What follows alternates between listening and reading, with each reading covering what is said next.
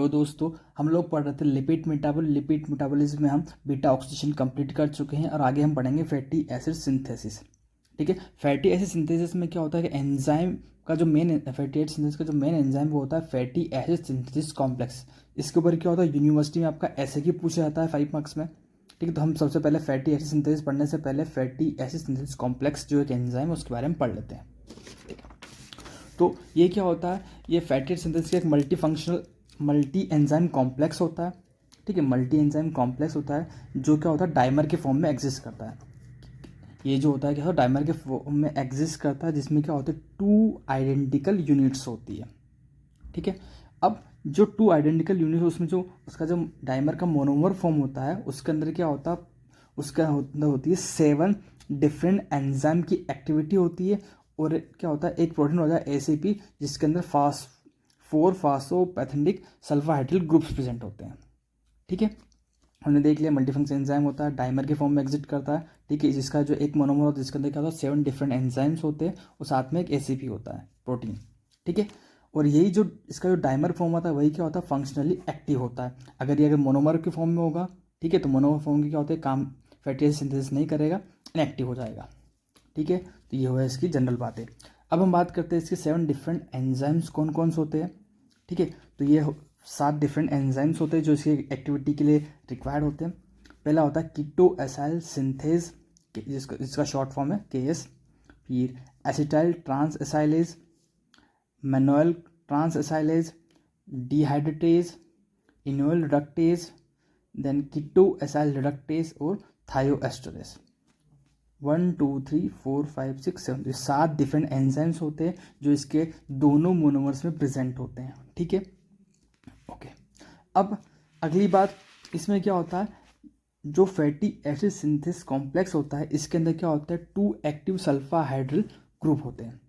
ठीक है, ये सल्फाहाइड्रिल ग्रुप होते हैं। एक क्या होता है, एक होता है ACP के ऊपर, जो ACP हमने प्रोटीन पढ़ाता है, एक उसके ऊपर होता है। और दूसरा होता है जो हमें एंजाइम है कीटो एसाइल सिंथेटेज, इसके ऊपर प्रेजेंट होता है। ठीक है, तो 2 इसमें क्या होते हैं एक्टिव सल्फाहाइड्रिल ग्रुप होते हैं। एक होता है आपका ACP के साथ में, दूसरा होता है आपका जो एंजाइम था कीटो एसाइल सिंथेज उसके साथ।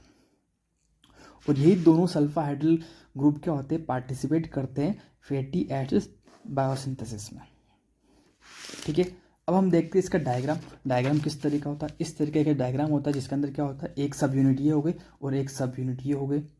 ठीक है, ये 7 डिफरेंट एंजाइम जुड़े हुए थे, KS KT MT DER KR और ACP यहाँ पे प्रोटीन है और ये थायोएस्टरेज एंजाइम है। 1 2 3 4 5 6 7। ठीक है, ये हो गया। अब ACP में क्या होता है, मैंने बताया था 4 फॉस्फोपैथेटिक होता है, उसके साथ में क्या सल्फाहाइड्रिल ग्रुप अटैच होता है। और दूसरा जो सल्फाहाइड्रिल ग्रुप होता है वो क्या होता है, जो KS था हमारा एंजाइम कीटो एसाइल सिंथेटेज, उसकी सिस्टीन यूनिट से जुड़ा होता है। ठीक है, ये दोनों ही क्या होते हैं पार्टिसिपेट करते हैं आपके फैटी एसिड बायोसिंथेसिस में। ठीक है, ये दोनों सब यूनिट आपस में जुड़ी हुई होती है। ठीक है, इनका एंजाइम का सीक्वेंस आपको याद रखना, जैसे सीक्वेंस में लिखे हैं वैसे आपको लिखना है एग्जाम में भी। चलिए, अब इसमें मेन पॉइंट एक और क्या आता है कि जो मल्टी एंजाइम कॉम्प्लेक्स होता है इसके बायोलॉजिकल एडवांटेजेस क्या क्या है। ठीक है, तो बायोलॉजिकल एडवांटेजेस की हम बात करें तो फैटी एसिड बायोसिंथेसिस में क्या होता है कि जब भी फैटी एसिड का सिंथेसिस होता है तो जो इंटरमीडिएट्स बनते हैं रिएक्शन के अंदर, ठीक है, जो भी इंटरमीडिएट्स बनते हैं रिएक्शन के अंदर वो क्या करते हैं, इसके मल्टी एंजाइम होने के कारण क्या होते हैं ईजिली इंटरेक्ट कर पाते हैं वो एंजाइम की एक्टिव साइट से। ठीक है, पहला पॉइंट ये होगा, पहला एडवांटेज ये होगा।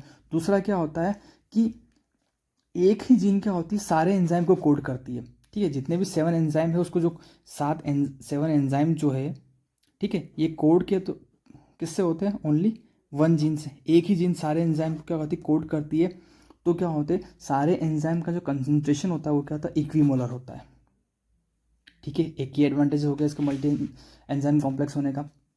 अगला क्या होता है, इसके 7 डिफरेंट एंजाइम होने के कारण क्या होता है कि एफिशिएंसी जो होती है प्रोसेस की वो क्या होती है इन्हेंस हो जाती है, बढ़ जाती है। ठीक है, तो ये 3 इसके बायोलॉजिकल एडवांटेज हो गया।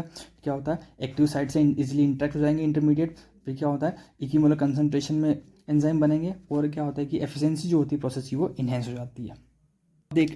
ठीक है। अब आप देख लीजिए इसको यूनिवर्सिटी में कैसे लिखना है। यूनिवर्सिटी में इसके ऊपर क्या होता है, एसएक्यू क्वेश्चन आता है, ठीक है। तो आप उसके बारे में ये डेफिनेशन लिखोगे, डाइमर फॉर्म में होता है, फंक्शनल एक्टिव होता है, 7 डिफरेंट एंजाइम प्रेजेंट होते हैं उसके अंदर, फिर 2 सल्फाहाइड्रल ग्रुप होते हैं, एक ग्रुप होता है एसएपी के ऊपर, दूसरा होता है आपका एंजाइम कीटोएसाइल सिंथेसिस के ऊपर, ठीक है। और दोनों ही सल्फाहाइड्रल ग्रुप क्या होते हैं, पार्टिसिपेट करते हैं आपके फैटी एसिड बायोसिंथेसिस में, ठीक है। ये इसका डायग्राम हो गया डायमेट्रिक रिप्रेजेंटेशन, और ये हो इसके हो गए बायोलॉजिकल एडवांटेजेस, ठीक है।